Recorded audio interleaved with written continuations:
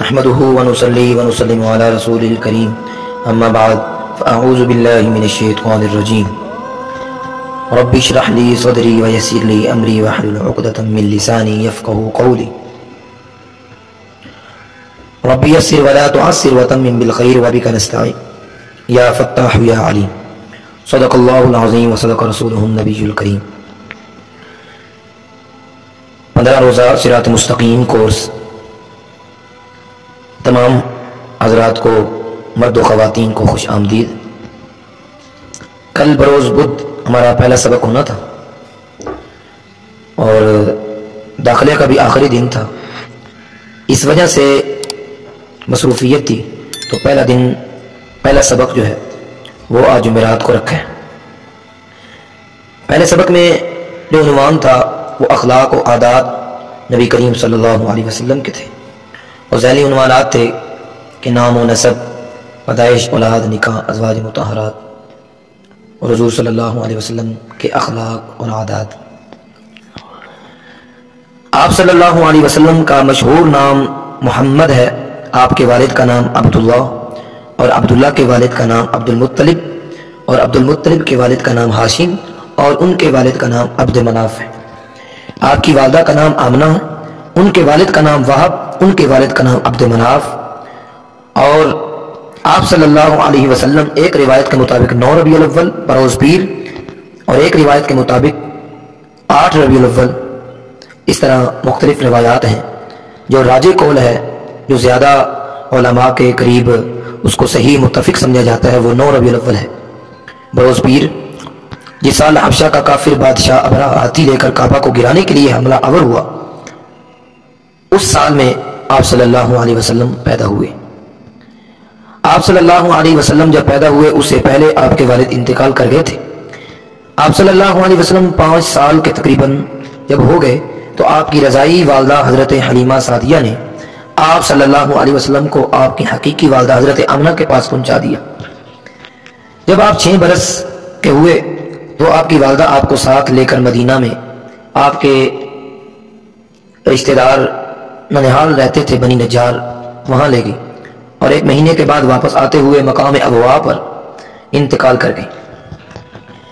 آپ صلی اللہ علیہ وسلم 40 سال کی عمر جب ہوئی تو آپ کو نبوت ملی، اور جب 52 یا 53 سال کے ہوئے تو واقعہ معراج پیش آیا۔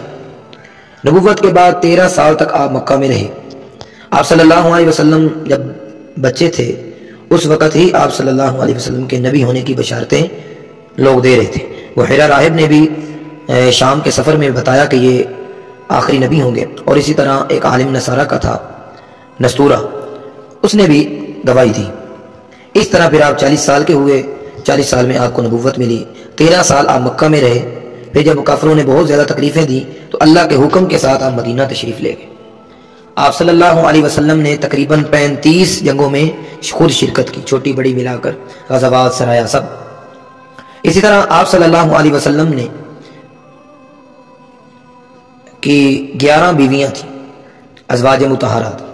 نمبر 1 حضرت خدیجہ، نمبر 2 حضرت زینب بنت خزیمہ، نمبر 3 حضرت سودا، حضرت عائشہ، حضرت حفصہ، حضرت ام سلمہ، حضرت زینب بنت جحش، حضرت ام حبیبہ، حضرت ام جویریہ، حضرت میمونہ، اور حضرت صفیہ رضی اللہ تعالی عنہن اجمعین۔ آپ صلی اللہ علیہ وسلم کی 4 بیٹیاں جو حضرت خدیجہ رضی اللہ تعالی عنہا سے تھی۔ نمبر 1 حضرت زینب، اس سے چھوٹی حضرت رقیہ، اس سے چھوٹی حضرت ام کلثوم، اور سب سے چھوٹی حضرت فاطمہ رضی اللہ تعالی عنہن اجمعین۔ آپ صلی اللہ علیہ وسلم کے 3 بیٹے تھے، 2 حضرت خدیجہ سے تھے اور ایک حضرت ماریہ رضی اللہ تعالی عنہا سے، یہ باندھی تھی آپ صلی اللہ علیہ وسلم کی۔ 3 بیٹے قاسم، طیب اور ابراہیم، اور ان کو طاہر عبداللہ بھی کہا جاتا ہے، لیکن 3 بیٹے تھے۔ آپ صلی اللہ علیہ وسلم کے عادات، مزاج اور اخلاق، آپ صلی اللہ علیہ وسلم دل کے بہت سخی تھے، کسی سے سوال نہیں کرتے تھے، کوئی سوال ہی آ جاتا تو اس کو نہ بھی نہیں کرتے تھے، اگر کچھ ہوتا تو دے دیتے، نہ ہوتا تو نرمی سے، پیار سے سمجھا دیتے، اور کسی اور وقت دینے کا وعدہ فرما دیتے تھے۔ آپ صلی اللہ علیہ وسلم بات کے بڑے سچے تھے، آپ کی طبیعت بہت نرم تھی، सब बातों में सहूलत और आसानी का मामला फरमाते, अपने पास उठने बैठने वालों का बड़ा ख्याल रखते, उनको किसी तरह तकलीफ न पहुंचे। यहाँ तक कि अगर रात को उठकर बाहर जाना होता तो बहुत ही आहिस्ता जूते पहनते, जब आहिस्ता से दरवाजा खोलते और खामोशी के साथ दाखिल होते। शोर शराबा से बहुत ज्यादा इज्तिनाब फरमाते, बहुत वकार के साथ चलते। अगर घर में तशरीफ लाते और घर वाले सो रहे होते तो भी सब काम चुपके चुपके करते ताकि किसी की नींद खराब न हो जाए। निगाह हमेशा नीची रखते। बहुत से आदमियों के साथ चलते तो औरों से पीछे रहते, जो सामने आता उसको पहले सलाम करते। बड़े आजी के साथ बैठते। जब खाना खाते तो बड़ी आजी के साथ गरीबों की तरह बैठते। हर वक्त अल्लाह के खौफ से गमगीन रहते, हर वक्त इसी सोच में लगे रहते, इसी गम में करवट चैन नहीं आता। ज्यादा वक्त खामोश रहते, जरूरत के अलावा कभी भी गुफ्तगू नहीं फरमाते। ऐसे अखलाक आप सल्लल्लाहु अलैहि वसल्लम की बात ना तो इतनी लंबी होती कि जरूरत से ज्यादा हो और ना इस कदर कम होती कि मतलब भी समझ में ना आए। बात में जरा भी सख्ती न थी, ना बर्ताव में किसी तरह की सख्ती थी। अपने पास आने वाले की बेकदरी नहीं करते थे, किसी बात को काटते नहीं थे, किसी की बात को रोकते नहीं थे। अलबत्ता अगर कोई खिलाफ शरा कोई बात करता तो मना फरमा देते या वहां से खुद उठ जाते। अल्लाह ताला की नेमत कैसी ही छोटी क्यों न हो, आप सल्लल्लाहु अलैहि वसल्लम उसको बहुत बड़ा समझते थे, कभी उसमें ऐब ना निकालते थे। अलबत्ता जिस चीज को दिल ना चाहता उसको खुद ना खाते और उसकी तारीफ भी ना करते और उसमें ऐब भी ना निकालते। दुनिया की कैसी ही बात हो, उसकी वजह से आप सल्लल्लाहु अलैहि वसल्लम को गुस्सा नहीं आता था। किसी के हाथ से कोई नुकसान हो गया, किसी से कोई काम बिगड़ गया, यहाँ तक कि हजरत अनस रज़ी अल्लाह तआला अन्हु कहते हैं कि मैंने 10 साल तक आप सल्लल्लाहु अलैहि वसल्लम की खिदमत की। इन 10 सालों में किसी मौका पर आप सल्लल्लाहु अलैहि वसल्लम ने यूं नहीं फरमाया कि क्यों किया और क्यों नहीं किया। बाद रिवायात में भी आया है कि हजरत अनस रज़ी अल्लाह तआला अन्हु फरमाते हैं कि जब कभी हुजूर सल्लल्लाहु अलैहि वसल्लम के घर के बाद अफराद किसी गलती पर मुझे मलामत करते तो हुजूर सल्लल्लाहु अलैहि वसल्लम उनको मना फरमा देते थे। ऐसा प्यारा अखलाक। फरमाया कि अपने जाती मामले में आप सल्लल्लाहु अलैहि वसल्लम ने कभी गुस्सा नहीं किया। अगर किसी से नाराज होते तो सिर्फ मुंह फेर लेते, जबान से कुछ सख्त बात ना फरमाते और जब खुश होते तो निगाह नीची फरमा लेते। कुंवारी लड़की से भी ज्यादा शर्म हया थी, सबके साथ मिलजुल कर रहते। ये नहीं कि अपनी शान बढ़ाने के लिए लोगों से खेंचे रहते, बल्कि कभी कभी किसी का दिल खुश करने के लिए हंसी मजाक में भी फरमा देते, हंसी मजाक में भी बात फरमा देते थे। इसमें भी वही बात फरमाते जो सच्ची बात होती। कभी झूठ नहीं बोला, सबसे ज्यादा झूठ से नफरत करते। नफलें इस कदर पढ़ते कि खड़े खड़े दोनों पांव सूज जाते।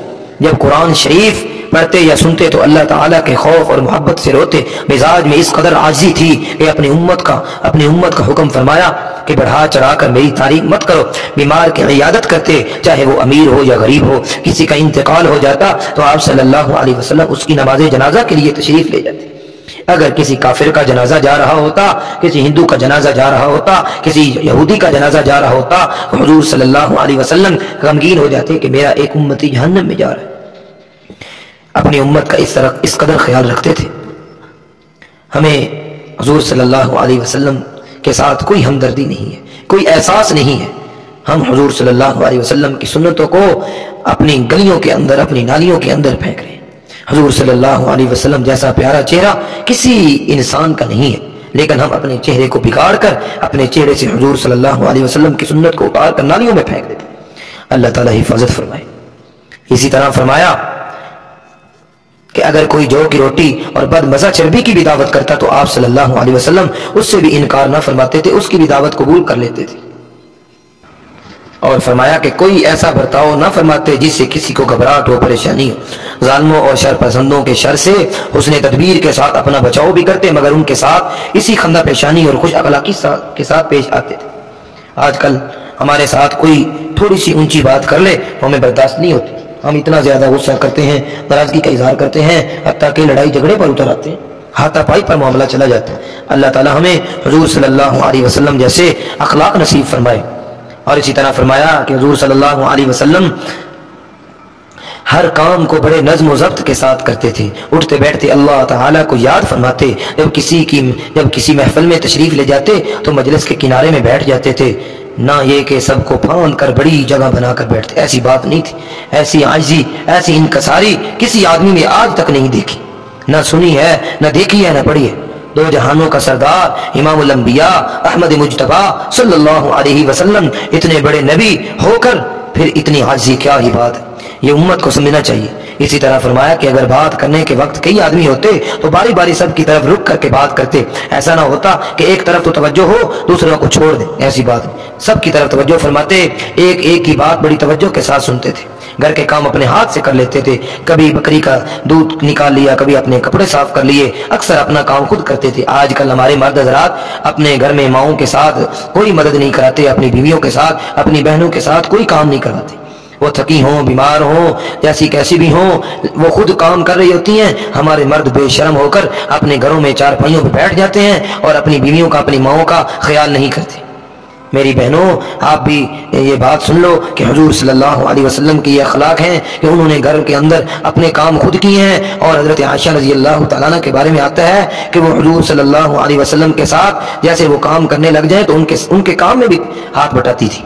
تو آپ جب اپنے خاوند کے، اپنے بھائی کے، اپنے باپ کے کام کے ساتھ اپنا ہاتھ بٹاؤ گی، ان کے کام کو خود کرو گی، تو پھر وہ آپ کے ساتھ بھی تعاون کریں گے۔ مرد حضرات بھی سن رہے ہیں، مرد حضرات کے ساتھ گزارش ہے کہ وہ اپنی بیویوں کے ساتھ ہیلپ کرائیں، اپنی ماؤں کے ساتھ، اپنی بہنوں کے ساتھ کام کروایا کریں، اس میں کوئی شرم کی بات نہیں۔ حضور صلی اللہ علیہ وسلم اپنے ہاتھ سے بہت سارے کام کرتے تھے۔ کیسا ہی برے سے برا آدمی آپ صلی اللہ علیہ وسلم کے پاس آتا تو اس سے بھی مہربانی کے ساتھ ملتے، اس کی دل شکنی نہ فرماتے۔ ہمارے ساتھ کوئی ایسا آدمی آ جائے جس کے ساتھ ہمیں نفرت ہے، ہم اس کو اچھا نہیں سمجھتے، ہمارے پاس آئے تو ہم اس کے ساتھ بات نہیں کرتے، حالانکہ یہ اخلاقی فریضہ نہیں ہے، یہ اخلاق کے مخالف ہے۔ اگر اسی طرح فرمایا کہ اگر کسی سے کوئی ناپسندیدہ بات ہو جاتی تو کبھی اس کے سامنے نہ جتلاتے، اس کو شرمندہ نہ کرتے۔ کتنے پیارے اور کتنے اچھے اخلاق تھے حضور صلی اللہ علیہ وسلم کے۔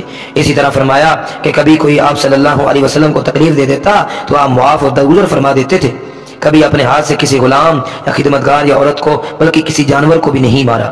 البتہ شریعت کے حکم سے سزا دینا اور بات ہے، اگر آپ صلی اللہ علیہ وسلم پر کوئی زیادتی کرتا تو اس کا بدلہ نہ لیتے تھے۔ کتنے پیارے اخلاق ہیں۔ کوئی باہر کا پردیسی آ جاتا اور بول چال یا سوال کرنے میں ادب کا خیال نہ رکھتا تو آپ صلی اللہ علیہ وسلم اس کو برداشت فرماتے، کسی کو اپنی تعریف نہ کرنے دیتے تھے۔ یہ تھے آپ صلی اللہ علیہ وسلم کے اخلاق، عمدہ اخلاق تھے۔ اللہ سے دعا ہے کہ اللہ تعالی ہم سب کو، ہماری ماؤں کو، ہماری بہنوں کو، ہمارے بھائیوں دوستوں کو، سب کو ایسی اخلاق نصیب فرمائے۔ آپ صلی اللہ علیہ وسلم کے حلیہ مبارک کے بارے میں چند احادیث آپ کے سامنے رکھتا ہوں۔ حضرت براء بن عازب سے روایت ہے کہ آپ صلی اللہ علیہ وسلم سب سے زیادہ حسین اور سب سے زیادہ خوش اخلاق تھے، اور ان کا قد نہ زیادہ لمبا تھا اور نہ چھوٹا تھا، درمیانہ قد تھا۔ آپ صلی اللہ علیہ وسلم لوگوں کے تکلیف دینے پر سب سے زیادہ صبر فرمانے والے تھے۔ ایک دوسری روایت کے اندر آیا ہے کہ آپ صلی اللہ علیہ وسلم چلتے وقت قوت سے پاؤں اٹھاتے اور قدم اس طرح رکھتے کہ گویا آگے کو جھک رہے ہیں، اور اس طرح تواضع کے ساتھ قدم بڑھا کر چلتے گویا کسی بلندی سے پستی میں اتر رہے ہیں۔ دوسری حدیث میں فرمایا کہ آپ صلی اللہ علیہ وسلم کے کلام میں بڑی ترتیل تھی، ٹھہر ٹھہر کے بات کرتے تھے، مخاطب جیسا بھی ہو اس کو سمجھ آ جاتی تھی۔ اسی طرح آپ صلی اللہ علیہ وسلم کے بارے میں ایک حدیث میں آیا کہ آپ کا کلام جدا جدا ہوتا تھا، جو بھی شخص سنتا اس کو سمجھ لیتا۔ اور اسی طرح فرمایا کہ رسول اللہ صلی اللہ علیہ وسلم کو تمام بری عادتوں میں سب سے زیادہ بری عادت جو ناپسند تھی وہ جھوٹ تھا، جس کو آپ صلی اللہ علیہ وسلم ناگوار سمجھتے تھے۔ اسی طرح ایک حدیث میں حضرت انس رضی اللہ تعالیٰ عنہ سے روایت ہے کہ آپ صلی اللہ علیہ وسلم کو سب کپڑوں میں یمنی چادر سب سے زیادہ پسند تھی، اور حضرت عائشہ رضی اللہ تعالیٰ عنہ فرماتی ہیں کہ رسول اللہ صلی اللہ علیہ وسلم کو، اسی طرح حضرت ابن عباس رضی اللہ تعالیٰ عنہ سے روایت ہے کہ رسول اللہ صلی اللہ علیہ وسلم کو تمام سالوں میں سرکہ زیادہ محبوب تھا۔ اور ایک حدیث میں ہے کہ میوہ جات کے اندر آپ صلی اللہ علیہ وسلم کو تازہ کھجوریں اور خربوزہ زیادہ پسند تھا۔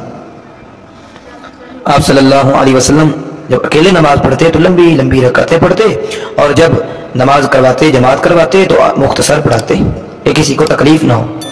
جب آپ صلی اللہ علیہ وسلم کے پاس کوئی مال زکوٰۃ کا لے کر آتا تاکہ آپ صلی اللہ علیہ وسلم اس کو مناسب جگہ پر خرچ کر دیں تو آپ فرماتے کہ اے اللہ فلاں شخص پر رحم فرما، یعنی اس کے لیے دعا کرتے۔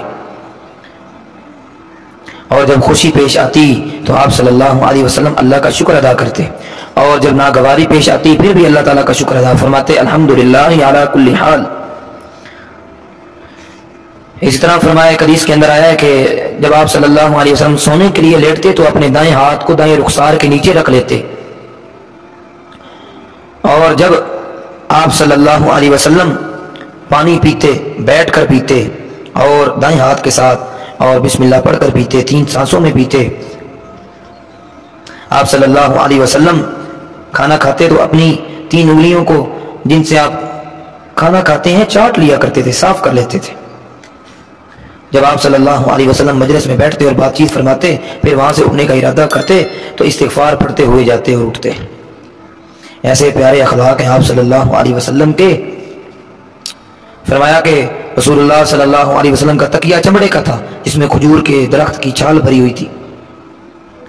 آپ صلی اللہ علیہ وسلم کل کے لیے کوئی چیز جمع نہیں رکھتے تھے۔ جب آپ صلی اللہ علیہ وسلم چلتے تھے تو لوگوں کو آپ کے آگے سے ہٹایا نہیں جاتا تھا اور نہ مارا جاتا تھا، جیسا کہ متکبرین کی عادت ہوتی ہے کہ خادم سامنے سے لوگوں کو ہٹاتا ہے، جھڑکتا ہے تاکہ ان کے لیے راستہ خالی ہو جائے۔ آج کل کسی بڑے افسر کے لیے پروٹوکول نہ ہو، اس کے لیے نوکر چاکر نہ ہو، خادم نہ ہو تو وہ ناراض ہوتا ہے، وہ غصہ کرتا ہے۔ اور اسی طرح آپ صلی اللہ علیہ وسلم 3 دن سے کم قرآن شریف ختم نہیں فرماتے تھے۔ اللہ تعالی ہم سب کو ایسے اخلاق اور عادات نصیب فرمائے۔ انشاءاللہ کل سبق جو ہے، کل کے سبق کے اندر ہم کچھ چیزیں یہ پڑھیں گے کہ ان کو جو اخلاق ہیں ان کو کیسے حاصل کیا جائے، اور مزید انشاءاللہ اس کی تفصیل پڑھائی جائے گی۔ اللہ تعالی ہم سب کو عمل کی توفیق نصیب فرمائے۔ السلام علیکم ورحمۃ اللہ وبرکاتہ۔